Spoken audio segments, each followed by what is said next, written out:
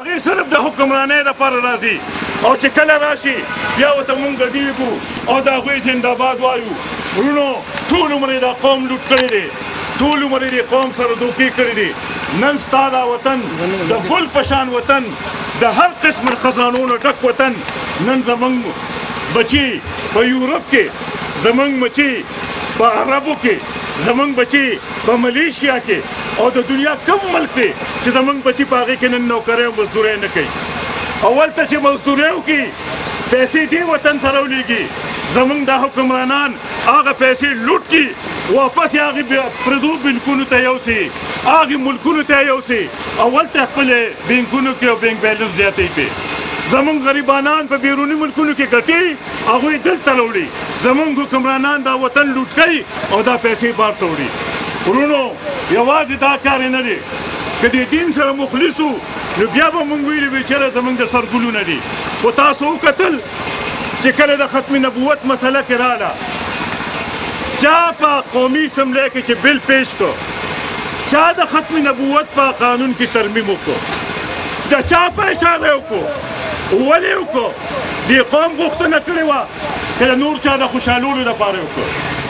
ممتاز قادري ته ولې پانسي ورکړه او هغه ښځه ولې اوسه پورې داسې ده چې چا د رسول الله صلی الله علیه وسلم توهین کړی دی؟ نو دا دین سره مخلص نه دي، دې قوم سره مخلص نه دي. تاسو نه تپوس کوم په دې تېر 15 کاله کې دا خبره راته لګو کې چې زما او ستا څومره مسلې په دې قومي اسمبلۍ کې ډسکس شوي دي. زما او ستا د ګنو مسله چېرته په دې اسمبلۍ کې ډسکس شوې ده، زما او ستا د سبزۍ مسله چېرته ډسکس شوې ده. دا مسله باندې چېرته بحث شوی دی چې زموږ د دې قوم بېروزګاره دی، زموږ دا قوم بېروزګاره دی. دلته زموږ ځوانان ډیګرۍ په لاس کې نیولي دي، کلاس فوري ورته نه میلاویږي. دا مسله چېرته په دې قومي اسمبلۍ کې یا په سینټ کې یا په بله اسمبلۍ کې ډسکس شوې ده. هلته خو صرف دا خبره کېږي. د دې دپاره کوشش دی چې دې د خپلو نه راکاږم او زه په دې کورسۍ کښېنم، او بل وایي چې دې راکاږم زه په دې کورسۍ کښېنم. نه زما مسله شته، نه ستا مسله شته، نه د یو غریب مسله شته، نه د دې قوم د بل چا مسله شته. ورونو موږ تاسو ته درخواست کوو که تاسو جماعت اسلامي ته مرسته وکړه، ملګرتیا هم ورته ورکړه او په دې وطن کې مو اختیار ورکړه، نو موږ درسره یو واده کوو انشاءالله که موږ ته په دې وطن کې اختیار میلو شو نو دا واده درسره کوو چې 15 کاله کې دننه به موږ دا وطن د دې جوړ کوو انشاءالله چې زما د وطن بچې به بار ته مزدورۍ نه ځي انشاءالله. دا زه یقین سره وایم. دلته د خدای فضل دی، هر څیز موجود دی، خو که نشته نو ښه قیادت نشته. او که په دې وطن باندې ښه قیادت راغی نو دا یقین سره وایم چې انشاءالله د بار نه به خلک دلته مزدورۍ راځي، تاسو هم مزدورۍ نه ځئ انشاءالله. او ورونو دا خبر هم تاسو ته کول غواړم که انشاءالله په دې وطن کې موږ ته اختیار میلو شو نو دا خبر هم تاسو سره کوو چې دلته به عدل وي او دلته به انصاف وي، دلته به هر چا ته خپل حق میلاویږي، دلته به نه د پولیس ظلم وي، نه به د بدماش ظلم وي، د هیڅ چا ظلم نه برداشت کوو نه منو. انشاءالله دلته به د عدل او د انصاف نظام راولو. ورونو الله تعالی خو موږ سره دا وعده کړې ده، د رزق وعده کړې ده، د روزګار وعده کړې ده، د امن خبره کړې ده. الله وایي چې ځکه د دې کور د رب عبادت وکړه چې په مشکل وخت کې تاسو ته رزق هم درکړو او د یرې په وخت کې تاسو له امن درکړی دی.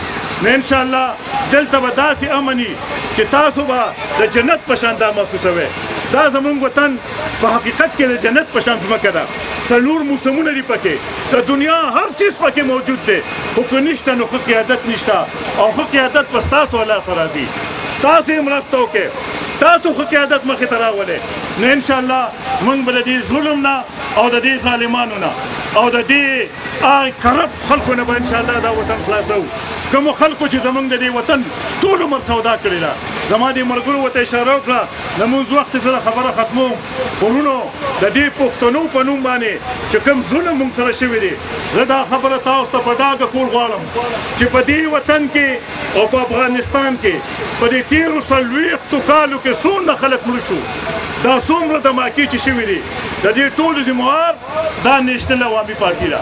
دا دماکې په دې وطن کې هغوی شروع کړې وې دا پښتون زلمي هغوی جوړ کړو په افغانستان کې ټریننګ هغوی ورکړو او دا هغه سلسله ده چې تر اوسه پورې روانه ده که افغانستان کې خلک مري که په دې وطن کې مړه شو او دا څومره چې اوسه پورې روانه ده د دې ټول ذمه دار دوی دي دوی د روس نه به روبلې اخیستې د انډیا نه به پیسې اخیستې او د هغې په نتیجه کې دا کار شوی دی او وروڼو دا خبره زه د ځانه نه کوم دا جمعه خان صوفي د ثوابی دی اوس هم جمدې دی په اسلام آباد کې اوسېږي او 14 کاله اجمل خټک سره سیکرټري و هغه یو کتاب لیکلی دی فریب ناتمام په اردو کې نوم دی او په پښتو کې نوم یې دی په درمسال کې خټې تاسو هغه کتاب وګورئ نو تاسو ته به یو کردار ستاسو د دې ګاونډ څه خلک ستاسو د دې ګاونډ د ګیر چاپېر علاقې څه خلک چې هغوی کم کردار په دې کې ادا کړی دی د یو کس نوم پکې موجود دی نو دې وجې نه وروڼو